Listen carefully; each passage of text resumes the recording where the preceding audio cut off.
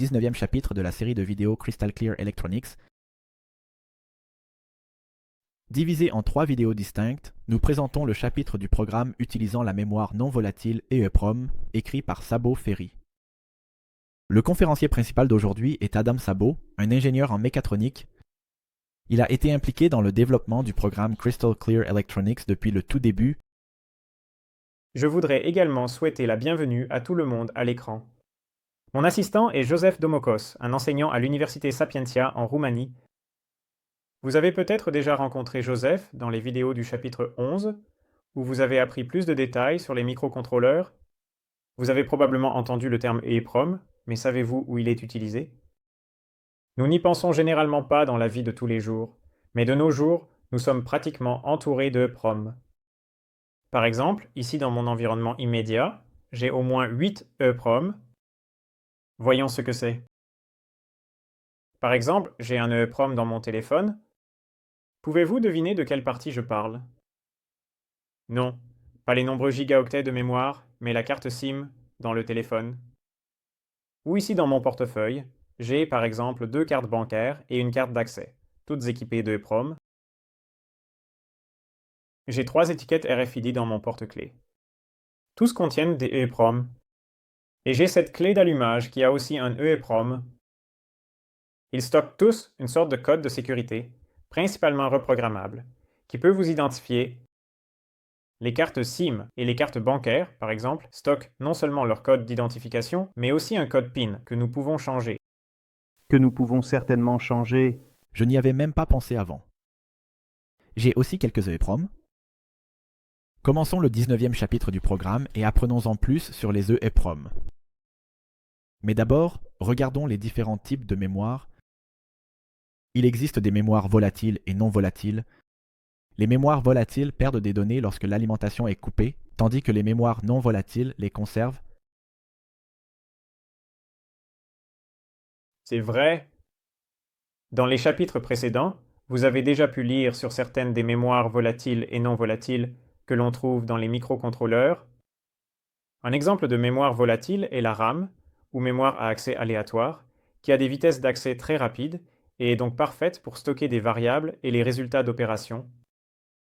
Cependant, lorsque la tension d'alimentation est coupée, la RAM perd toutes les informations stockées à l'intérieur. Donc, si nous devions stocker notre code dans la RAM, nous devrions reprogrammer le microcontrôleur après chaque redémarrage. C'est irréalisable dans la plupart des cas.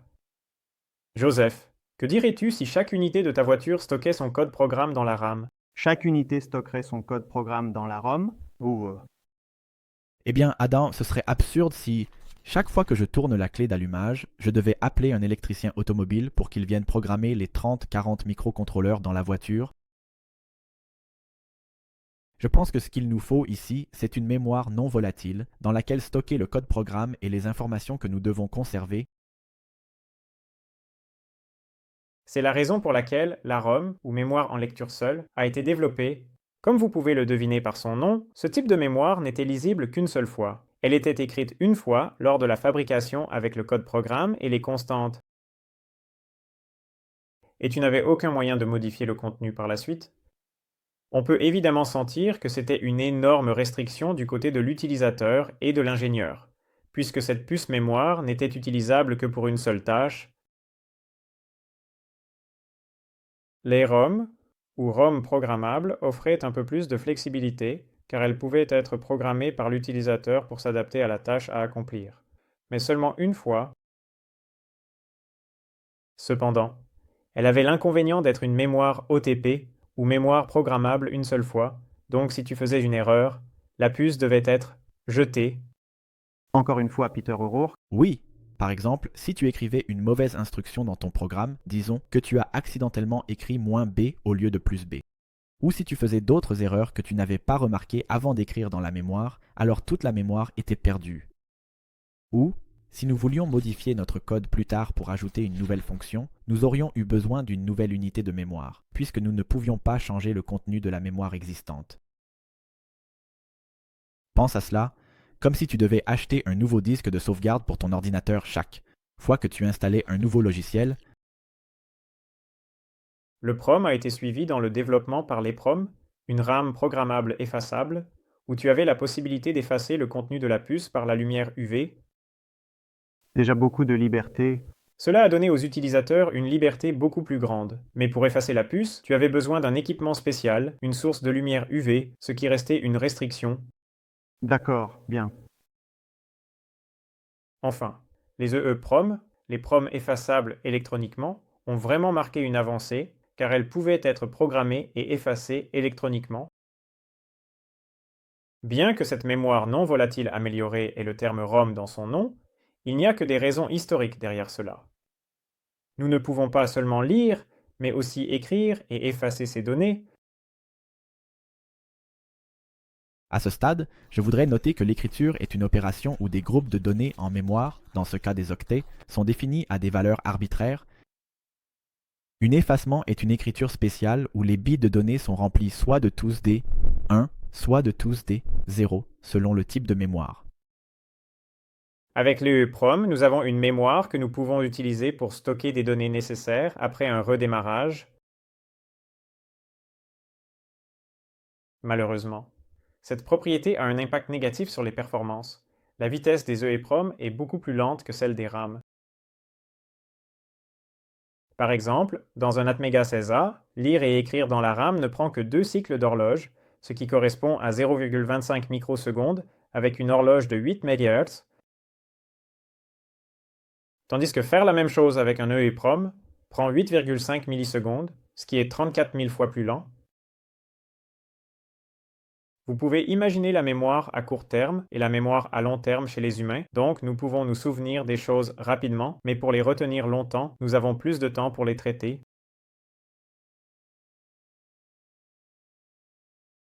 Un autre type de mémoire non volatile s'appelle la mémoire flash, qui est une amélioration par rapport à l'EEPROM, où l'objectif était d'augmenter la densité des données et donc de réduire les coûts. Cela a été réalisé en mettant en œuvre les sous-circuits arrays, non pas pour chaque octet, mais par groupe plus important appelé bloc. De cette façon, un seul octet ne peut être supprimé que si vous copiez le bloc entier. Ailleurs, effacez et ensuite tout recopier en laissant de côté l'octet supprimé. C'est évidemment plus lent que de supprimer un octet sur un EEPROM. Dans les mémoires flash courantes, aujourd'hui, lors de la lecture et de l'écriture, nous avons accès à tout un bloc au lieu d'un octet, donc dans ce cas, c'est plus rapide qu'un EEPROM. Vous pouvez probablement voir à partir de cela que la mémoire flash n'a pas été conçue pour accéder ou effacer des octets uniques, mais pour accéder à de gros blocs de données. Il est donc préférable d'écrire l'ensemble du code programme dans la mémoire et lors du démarrage du microcontrôleur, de tout copier dans la RAM beaucoup plus rapide. EEPROM activé. D'autre part, facilite l'accès à une seule valeur, ce qui en fait un choix parfait pour stocker des paramètres, et des constantes de calibration nécessaires à notre programme. Ces mémoires et EEPROM ont une durée de vie limitée, contrairement à la RAM, qui est généralement indiquée par le fabricant dans le nombre garanti d'écriture et d'effacement. Ce nombre de cycles d'écriture et d'effacement est généralement plus élevé dans les EEPROM par rapport à la mémoire flash. Par exemple, dans le microcontrôleur Atmega 16A, la mémoire flash est garantie pour résister à 10 000 cycles, tandis que l'EEPROM est garanti pour 100 000 cycles d'écriture et d'effacement. Cela signifie que nous pouvons modifier chaque bit de la région mémoire autant de fois. Nous avons discuté de l'origine du terme EEPROM, mais savez-vous d'où vient le nom de la mémoire flash? L'un des rumeurs est que l'effacement simultané des données a rappelé à son inventeur japonais les flashs des appareils photo. L'autre rumeur est que les promoteurs voulaient trouver un nom court, mais accrocheur pour cette mémoire, pour souligner sa rapidité par rapport à l'EEPROM, et donner à leur produit un avantage marché. Ils ont choisi le nom Flash. La troisième histoire est que les ingénieurs se sont rappelés de l'effacement par bloc, comme quand ils faisaient briller une lumière UV à haute intensité sur la mémoire EEPROM, et ont tout effacé d'un coup. C'est pourquoi le terme flash s'est répandu. Nous ne savons pas exactement quelle était la vérité. Lequel pensez-vous est l'explication la plus probable? Continuons avec les utilisations possibles de la mémoire EEPROM, dont certaines vous ont déjà été montrées au début de la vidéo. Lors de certaines tâches, nous avons besoin d'un paramètre en mémoire qui conserve sa valeur après avoir éteint le contrôleur. Si vous voulez pouvoir modifier cette valeur à l'exécution également, il n'est pas possible de le stocker comme constante dans le code du programme. Une constante conserve sa valeur après une réinitialisation, mais elle ne peut pas être modifiée. La valeur d'une variable peut être changée, mais elle ne conserve pas sa valeur après une réinitialisation. Megoldaz jelenten ara un problème. Une excellente solution serait de pouvoir modifier le code lui-même à l'exécution, et donc la valeur des constantes à l'intérieur. Cela, cependant, pose certains problèmes, car le comportement déterministe de notre programme pourrait être compromis. Nous pourrions changer le comportement de notre programme. Nous pourrions définir une région en mémoire qui est exclusivement utilisée pour stocker des paramètres. Cela peut se faire de deux manières. Soit par séparation matérielle, soit par séparation logicielle. Le premier signifie qu'une partie de la mémoire flash est accessible à l'exécution, mais le reste ne l'est pas. Il peut également arriver que le microcontrôleur permette l'accès à toute la mémoire flash. Dans ce cas, c'est le travail du développeur logiciel de séparer une région dans la mémoire flash à utiliser. Dans l'Atmega 16A, c'est vrai. Toute la mémoire flash peut être modifiée à l'exécution, et elle est complétée par une EEPROM de 512 octets. Si le microcontrôleur dispose d'une EEPROM dédiée comme l'Atmega 16A, il est généralement préférable d'utiliser cela plutôt que la mémoire flash, car sa durée de vie est d'un ordre de grandeur plus longue. Adam, ce contexte théorique est très utile, mais je pense que les spectateurs aimeraient aussi savoir à quoi ces mémoires peuvent exactement servir et où elles sont utilisées. C'est un sujet très important. L'EEPROM est généralement utilisé pour stocker des paramètres de configuration nécessaires au bon fonctionnement, des paramètres que l'utilisateur final peut modifier librement, ou des journaux qui enregistrent l'activité d'un appareil. Par exemple, une télécommande d'un climatiseur peut stocker la dernière température réglée dans l'EEPROM, ce qui serait frustrant de devoir la régler à nouveau chaque fois que vous allumez le climatiseur. Ou, si nous écrivons un logiciel où le réglage de la vitesse du port série peut être modifié et que nous ne pouvons pas ou ne voulons pas changer ce réglage à chaque démarrage, dans ce cas, nous pouvons simplement stocker le réglage dans l'EEPROM. Dans les applications industrielles où il est important d'enregistrer comportement anormal, l'appareil peut stocker un code d'erreur dans son EEPROM. Donc, la raison de la panne peut être identifiée lors de la maintenance, de la même manière que la boîte noire d'un avion.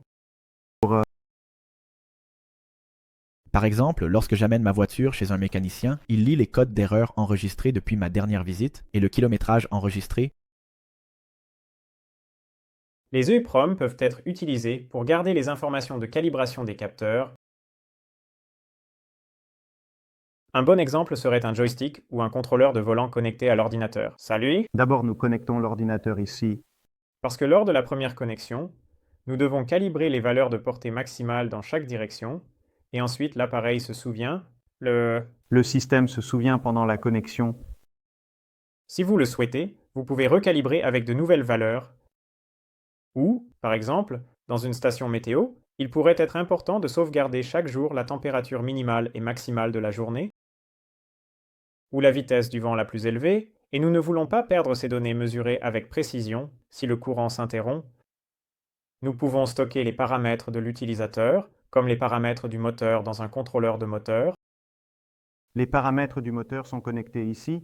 Résistance de la bobine, inductance, courant maximum, vitesse, puissance, paramètres de contrôle. Les paramètres de régulation, donc nous n'avons pas à... De cette façon, nous n'avons pas à programmer ces valeurs encore et encore après chaque démarrage. Mais en connectant le contrôleur à un autre moteur, nous pouvons modifier les paramètres rapidement, même avec les valeurs mesurées, avec notre propre contrôleur de moteur. Voilà. Système d'entrée. Un système de contrôle d'accès pourrait stocker l'identifiant dans l'EEPROM de l'appareil de l'utilisateur, et l'unité murale peut enregistrer les entrées faites par chaque utilisateur, ainsi que la date de la dernière entrée, et peut-être même le nombre d'authentifications échouées. Les moniteurs ont également une EEPROM à partir de laquelle l'ordinateur lit le fabricant, le modèle, les résolutions prises en charge et la fréquence de rafraîchissement. Et le moniteur stocke les paramètres d'affichage tels que la luminosité, le contraste et l'équilibre des couleurs. Cela nous amène à la fin de la première vidéo du chapitre 19. Merci de nous avoir rejoints. Dans la vidéo suivante, nous vous montrerons l'espérance de vie des mémoires EEPROM ainsi que quelques solutions pour l'étendre. Restez à l'écoute pour la prochaine vidéo. Au revoir.